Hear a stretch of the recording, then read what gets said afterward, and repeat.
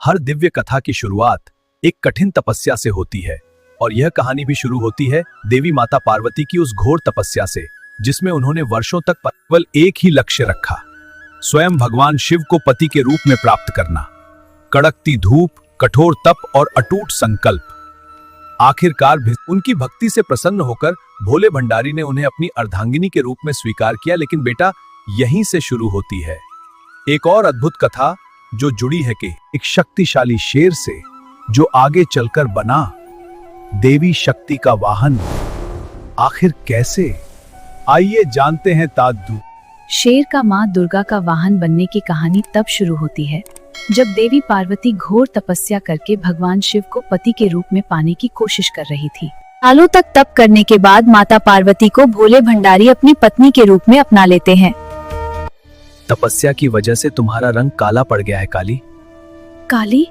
क्या आपने मुझे काली कहा? मैंने तुम्हें चोट पहुंचाना नहीं चाहता था प्रिय। मां पार्वती नाराज होकर दोबारा तप करने के लिए चली जाती है। माता पार्वती जब तपस्या कर रही थी उसी समय वहां एक शेर घूमते घूमते आ जाता है।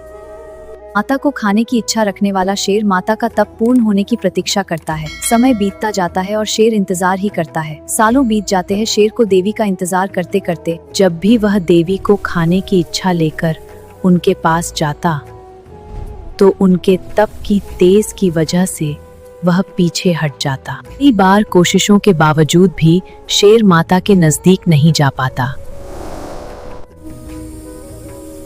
और हार कर कोने में बैठ जाता है।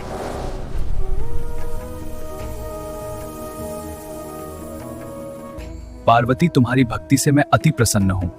मांगो जो वर तुम्हारे मन में हो। मुझे पहले की तरह अपना गोरा रंग वापस चाहिए। पार्वती, तुम्हारी इच्छा पूरी होगी। आशीर्वाद मिलते ही माता पार्वती नहाने के लिए चली जाती है। उनके नहाते ही उनके शरीर से एक और देवी का जन्म हो जाता है जिनका नाम कौशिकी पड़ता है।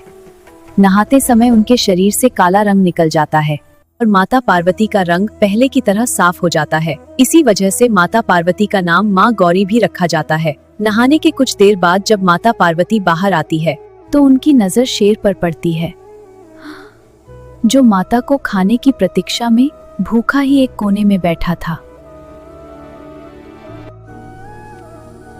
हे नाथ, ये शेर सालों से मुझे भोजन के रूप में ग्रहण करने के लिए इंतजार कर रहा था। जितना तप मैंने किया है उतना ही तप मेरे साथ इस शेर ने भी किया है। इसी वजह से आप इस शेर को वरदान के रूप में मेरी सवारी बना दीजिए। भगवान शिव ने माता पार्वती की इस भक्ति से प्रसन्न होकर और इस प्रकार माता पार्वती की शक्ति और भक्ति का प्रतीक सिंह उनकी सवारी बना दी। आशीर्वाद मिलने के बाद माता शेर पर सवार हो गई और तभी से उनका नाम माँ शेरावाली और माँ दुर्गा पड़ गया। तो बेटा, यही वह क्षण था जब देवी माता पार्वती की भक्ति और संकल्प से प्रसन्न होकर स्वयं भगवान शिव ने उस शेर को उनका वाहन बना दिया थी। उसी आशीर्वाद के बाद माता उस शेर पर सवार हुई। तभी से वे कहलाईं माँ शेरावाली और जगत में प्रसिद्ध हुई माँ दुर्गा के नाम से। याद रखना बेटा, जब संकल्प सच्चा हो और भक्ति अटूट हो तो भगवान भी प्रसन्न होकर असंभव को संभव बना देते हैं। और यही इस कथा का संदेश है कि शक्ति और विश्वास से हर बाधा पर विजय पाई जा सकती है।